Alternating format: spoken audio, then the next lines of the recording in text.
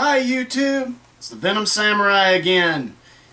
And you know, it's been a while since I actually posted a new review, and I came to the conclusion a little while back that this is actually something that I enjoy doing. So what we're going to do now is we're going to still try to go the route of doing comics, movies, and games, but we're going to do stuff that I like, not necessarily stuff that I hate, like the Batman Arkham Knight rant, which, by the way, you should see that. I kind of go off the deep end with that. But you know, it's just something that I enjoy. And so we're gonna see how much better I can do at it. As you may have noticed, I'm back wearing the wonderful leather trench coat, which I have to give a huge shout out to my cousin who gave this to me. He is awesome. He gave me this basically because he could no longer wear it, and it fits me perfectly. I love it. Thank you oh so much. This hat, this is new. The hat I am wearing actually as a memorial. I had a friend of mine who unfortunately passed away last year due to falling into a diabetic coma. So, diabetes awareness, yay! You know, if you happen to be diabetic, you know, make sure that you take care of yourself and follow your doctor's instructions. If you don't know that you're diabetic, please go get checked. They need to hurry up and find a cure for this because I don't want to see any more of my friends who happen to be diabetic die. Okay. That being said, let's go. After that somber note, well, let's talk about something that's rather whimsical, something that is relatively interesting because, well, we're in the month of Halloween. As a matter of fact, this week is the week of Halloween. It'll be the end of this week. So I figured if I'm going to talk about something, I need to talk about something that would be iconic to Halloween. Something that everybody could really sink their teeth into. And what better to talk about than slasher movies? We all know the typical slasher genre. We all know the Freddys, we all know the Jasons, we all know all of the slasher movies that have come out since. But the one thing that ties them all together is the formula. Often explained in the movie Scream, the formula for a slasher movie is thus. You always have the group. There's always a group of teenagers. And there's always certain archetypes within the group. First of all, you always have the innocent girl.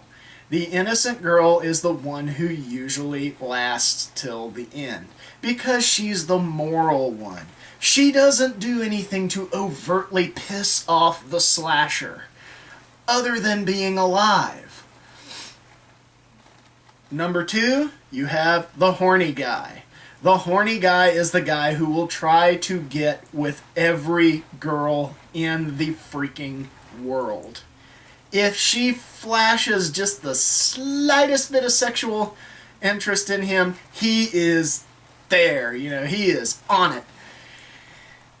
Then, of course, not trying to sound like a racist, there's always the black character. This is either a black guy or a black girl, and they are usually the most stereotypical black person they can possibly be. I have friends who happen to be black that hate these people because they are such bad stereotypes of their community. And, I mean, they are just the ultimate hood rats. I mean, they show their blackness to the extreme. The black stereotypes to the extreme. Next we have the nice guy. The nice guy is not by any means innocent, but he is also not by any means evil. He's not like the horny guy who will sleep with anything. So, that being said, we all know the formula. The innocent girl lasts to the end. She's the last one to survive sometimes the nice guy lives with her, but the innocent girl lasts to the end. Now the question always remains, what does that innocent girl do after suffering this horrible scenario? Well, in the case of today's pop culture icon, she goes and becomes a slasher hunter. That's right. Today's subject is Cassie Hack from the books of Hack Slash. Now, for those of you who don't know about Hack Slash, I'll bring it a little closer to the camera so you can get a good look at her. Cassie Hack, our main heroine of the series, is the survivor of a slasher killing spree. The slasher, in this case, actually being her dead mother. A slasher known as the Lunch Lady. She was known for basically killing the students who insulted and bullied her daughter and feeding them to the other students. She kills herself by boiling her head in a pot of gravy. I wish I was making that up. That is the actual origin story for one of the main villains of this book. If you don't mind, I'm just going to put this down for a second, because my hands tend to get very sweaty and I don't want to ruin this book. Because I love this book. I love this book so much because it is slasher camp at its finest. Now, Cassie is not alone in her travels. She actually meets up with a big, hulking, mongoloid-esque guy who she initially mistakes him for a slasher, but she eventually befriends him. They hunt down another slasher, and they become traveling companions. Now, throughout the entirety of this series, they take on every flavor of slasher imaginable. And they sometimes take on famous slashers. For example, Cassie Hack is to date the only comic book character to have ever really taken on Chucky. That's right, our boy Chucky.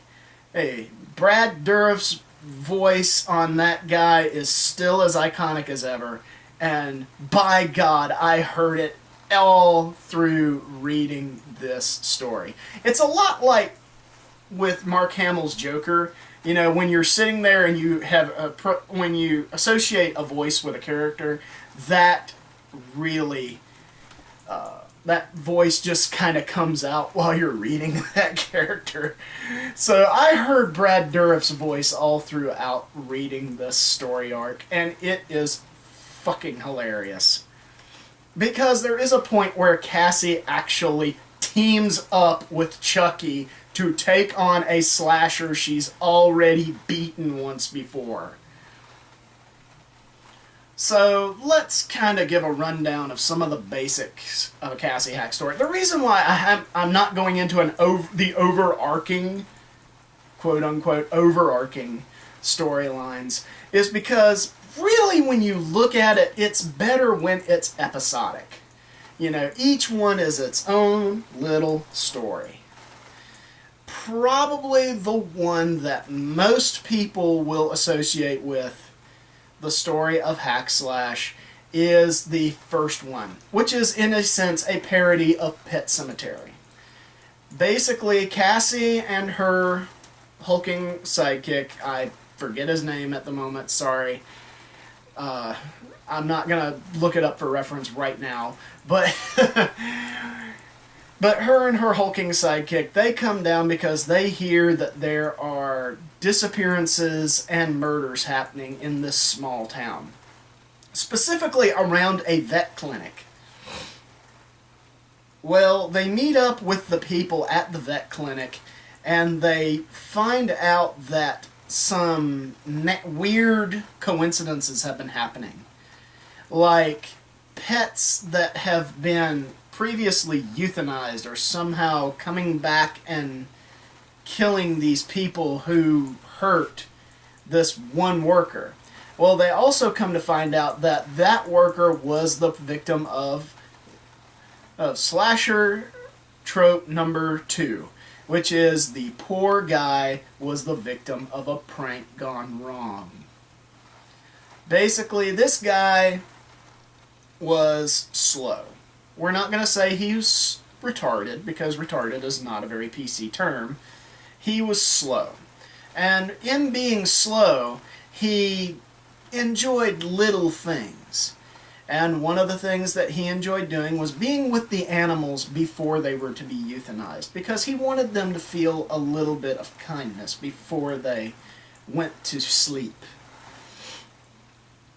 Well, they also let him euthanize the animals, so he had kind of a weird twisted streak in him, but we're gonna just kind of skip over that little bit there. So, long story short, he gets picked on by the local vets, and mainly the veterinary assistants, because these guys don't like that the hot chick who is the doctor at the clinic is so nice to this guy. So they'll do things like they'll stick bugs in his meals, and they'll throw bits and pieces of animal parts at him and things like that. Well, one day they lock him in the euthanasia chamber, which initially seems like it'd be funny, but they accidentally hit the gas button, and he gets gassed. They try to play it off to the authorities that, oh, well, he went in there to fix something faulty happened, and he died by accident, when he was really murdered. Now he's a hulking slasher zombie out to get revenge by summoning all the little critters that he euthanized. So this is what Cassie and her friend, if I remember correctly, his name is Ivan. This is what Cassie and Ivan are up against in the first hack slash story. Damn. And this doesn't get like minor league, Pet Sematary. One little animal comes back to life and one human comes back to life. Oh no. They bring an entire damn Pet Sematary to life and have it attack the veterinary hospital en masse. And Cassie with baseball bat and knives in hand, and Ivan with his 2 hulking butcher knives in hand, they fight off, Scruffy and all the little animals one at a time. And eventually they get a hold of our slasher, and they kill him after it is revealed that he died as the result of a horrible prank. But that's just the kind of thing that would happen in hack slash. Now, they would do occasionally things that weren't necessarily related to the slasher genre so much as they were related to basically the outer fringe of pop culture. Probably the one that I emphatically loved the most was that hack slash actually got to do a crossover with my company, my favorite comic company in the world, Zenescope Comics, in the comic Hack Slash meets The Living Corpse. For those of you who don't know, The Living Corpse was a very short-lived comic series from Zenescope where it was kind of like Deadpool Undead. It was a corpse who went around and fought evil, and he basically broke the fourth wall here, there, and everywhere. And it was really, really, really, really fun. Sorry, this jingling's kind of bothering me a little bit. But basically, he and Cassie Hack are apparently old friends. They met up on a previous case somewhere. She almost killed him, he almost killed her. They reconciled and fought the evil together. In that story, they fight against Baba Yaga, which Xenoscope would later rewrite and make a hell of a lot sexier. But essentially, that's where they have a crossover. Also, Hack Slash also has been known to do crossovers in some of the weirdest stuff ever. Like they did a crossover where they went into like an Archie-esque sort of town, and now they are bringing the elements of realism to this Archie-esque sort of town. And then of course they've done crossovers with Devil's Due comics and with IDW comics and with every kind of comic they can possibly think of. I'm surprised there has not been a Teenage Mutant Ninja Turtles Hack Slash crossover. But for basically anybody who enjoys slasher movies and anybody who enjoys parodies of slasher movies, this is your comic. Like, this is where you get... And also, if you happen to be a female who reads comics, which I know there's several of you out there, you just don't want to admit it to anybody, some of you. But I know there's several females out there who read comics. This is a really empowered female character. Okay? First off, she is the heroine. She is always the heroine. Secondly, she doesn't have really a male love interest in this. She has a love interest, but it is established that she is a lesbian. So, there's you another plus, PC community. You have a lesbian hero. Heroine. Whatever.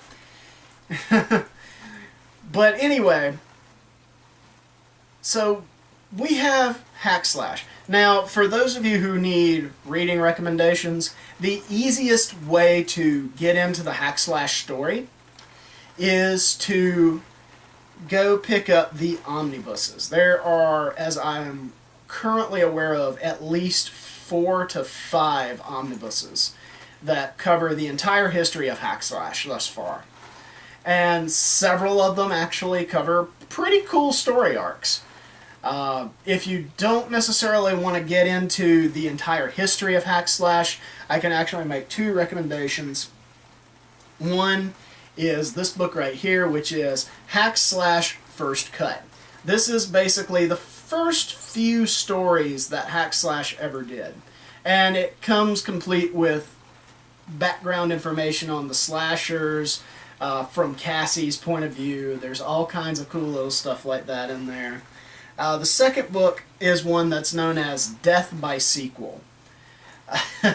Yes, that's the actual name of the comic, and it's really freaking hilarious, because not only does this poke fun at slashers, but it also pokes fun at slasher sequels.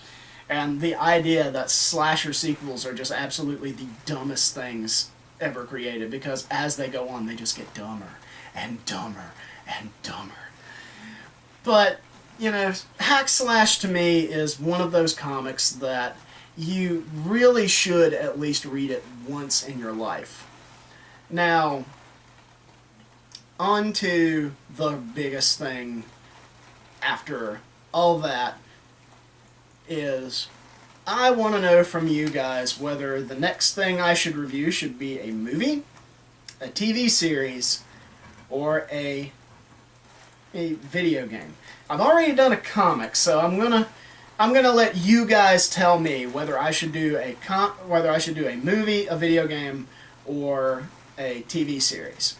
I have a relatively good knowledge of just about all 3, pretty much all 3 of those. So if you don't mind, just let me know in the comments below. Again, try to keep those comments positive, people. I don't mind getting a negative comment every now and then, but goddamn trolls. Do you really have to make yourself feel better by making yourself feel superior to people on the internet because you can't make yourself feel superior to anybody else? But, just let me know in the comments below. Like and share. I would love to try to start getting these monetized at some point, but I need to start releasing a hell of a lot more content if I'm going to do that. So I need you guys to tell me what you want to see me do. I'll go ahead and give you kind of a rundown of what my systems are for games. I currently own a PS2, a PS3, and a PS4, and a Nintendo 3DS. That's it. Those are the only ones that I own. And my libraries on those are not huge. So if I'm going to talk about a game, it's going to have to be a game that I own. If you make a suggestion for a game, I will do my level best to talk about it if I can. If I owned the game and I played the game, I will definitely talk about it. If I don't own the game but have played the game, I will do my best to talk about it. If I've never played the game or never owned it, I can't talk about it. Same thing with movies. If I've never seen it, but I own it, I'll watch it so that I can give you a fair assessment of what it is. If it's a movie that I've seen but I don't own, I don't want to try to do something that's illegal, quote unquote. That's right, YouTube. I'll follow your damn fair use guidelines. If you notice, I haven't used any clips here. Although I could. Stupid YouTube. Anyway. And same thing goes for TV series. So, like, subscribe, tell me what you think I need to do. Again, you know, if you think you need me to stop doing these, you know, I appreciate that, but this is something that I enjoy doing. So, if you don't like my videos, that's fine. You know, don't like them. You don't have to watch them again. If you do like my videos, then by all means, like and subscribe. And tell me what you want to see, because then we'll get to it. Alright, so coming to you from the land of the South, this is the Venom Samurai saying, don't you go changing.